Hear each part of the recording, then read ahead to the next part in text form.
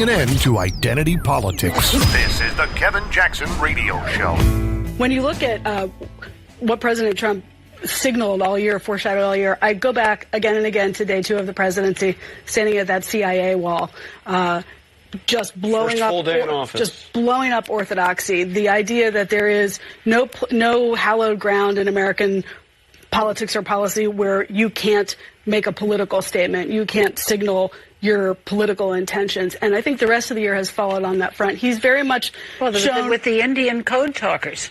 You know. He's very much shown that the regular rules don't apply to him. I think the question is, has he blown up the regular rules for everybody else too? But to Rich's point, he's been obviously brutally harsh on the press. Yeah. Right. Fake news and all that, enemies of the people, over the top. But he's actually been an incredibly media-friendly president, even before he started handing out pens. I mean...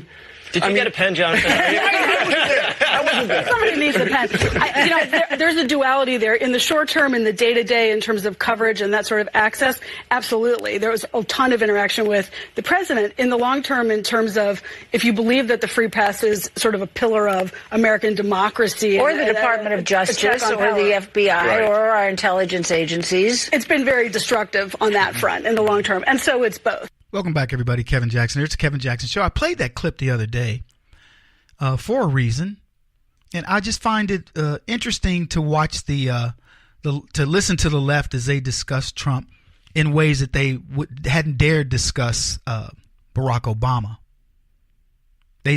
What they imply was there's a duality to President Trump, and they say that they wonder if the regular rules apply to him. And I'm going to answer the question for you and for them. No, they don't. The regular rules don't apply.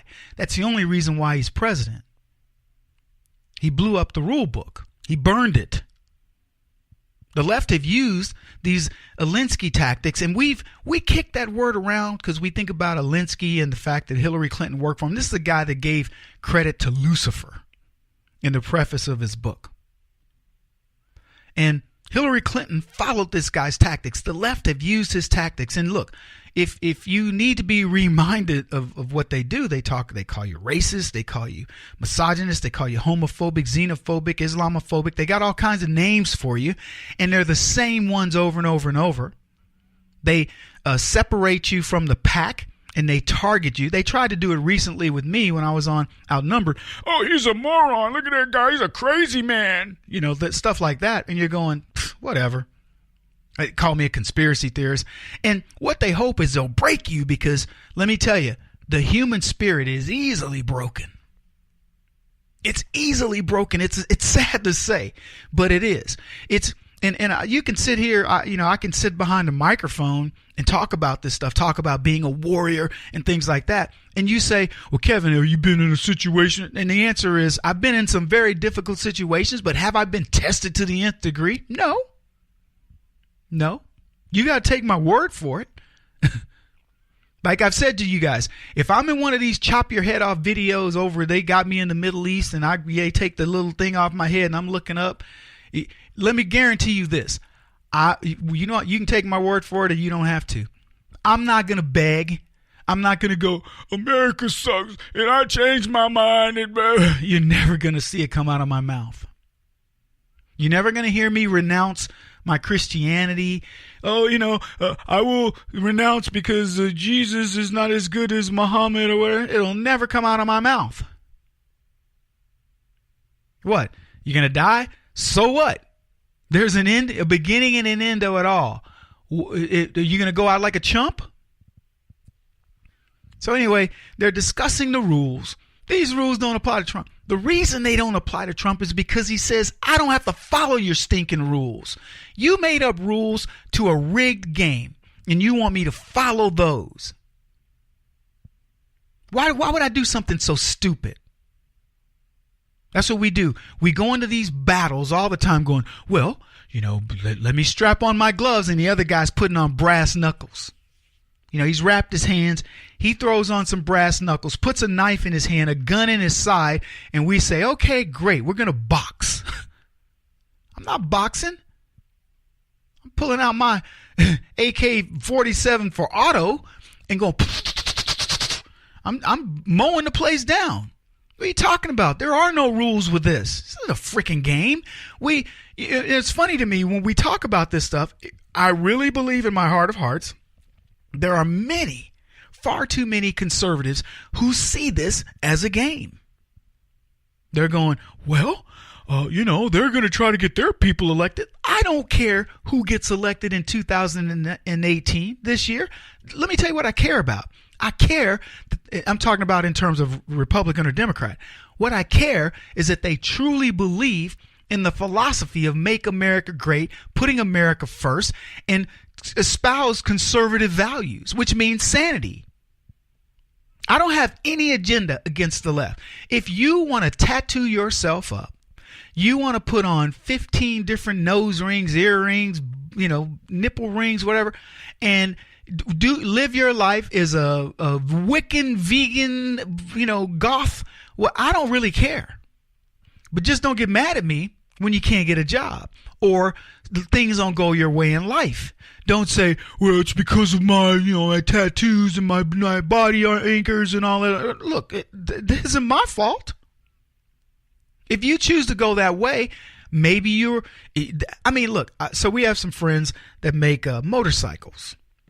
And, I was talking to them over the holidays and I go, so you guys they make motorcycles for people in kind of this goth thing. I don't want to call it that because it's not really goth, but they make these really radical motorcycles that have the heads, the skeleton heads and all that kind of crap on it. And this is not your average Harley. Okay. And so I'm talking to them about their audience and things like this. And they're like, it's a very niche motorcycle. It's kind of the millennial bike, blah, blah, blah. So we're talking about it. And I'm thinking to myself, it was not the direction I'd go, but that's what their people want. And so I just said, okay, well, look, are you interested in my opinion about it? Yeah. So I gave them opinions about, hey, do this, find these groups like this, give rebates, blah, blah, blah. And they were like, oh, it's good stuff, Kev. Good stuff. They're never going to compete against Harley or Indian or Honda. They got a niche. And I'm happy for them. But let me tell you, they're tattooed up. These young kids in their 20s, friends of mine, kids of friends of mine, and they're tattooed up in the whole deal. They're not going to get regular jobs, but they know that. They go, man, look, we make about 2 bikes a month, Kev. We're making about this much profit per bike. And, it gives us a lot of free time. We determine, do we want to work this month or not? Do we want, and I'm listening to them going, my mind is spinning going, well, you could double that to 4 if you've got your people, blah, blah, blah. I'm doing that. And they're like, nah, man, this is cool. If we make 1 bike a month, we can pay the bills still pretty easy. We make 2 bikes a month, man, we're traveling. We got things to do. We don't want to work full time. Why am I going to jump in the middle of that? Do your thing, baby. So all I'm saying with that is, the rules don't apply to them either. They're living life the way they want to do it. I want to go back to this Trump thing. So they said he's brutally hard on the press. That's what somebody implied. And then the girl goes, no, not really. The guy, actually the guy goes, well, he's actually media friendly. He's giving us pins. And then they joke about, oh, he's giving out pins. You got a pin? Yeah, I got a pin. Did you get your pin? And they're mocking it. But Trump is saying to the press, I respect you. If you will do your job the way you should be doing it, I'm going to give you these little olive branches. These are big deals. Let me tell you, getting a presidential pin is considered a big deal. I bet you there are many people listening to me right now going, I wish I had one.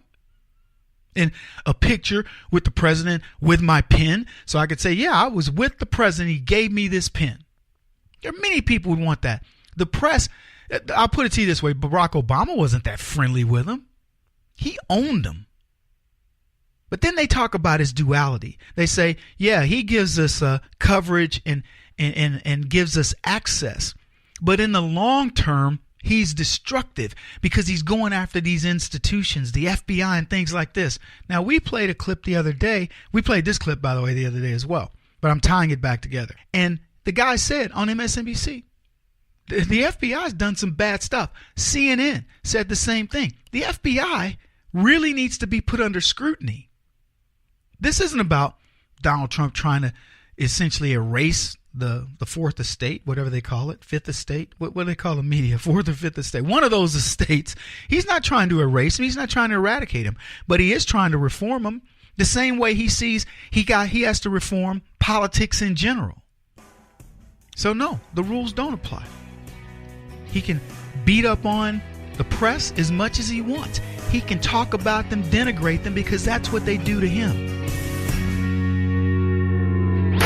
He won't stop until he's the top-rated radio talk show host in America. What kind of weird competitive freak are you? This is the Kevin Jackson Radio Show.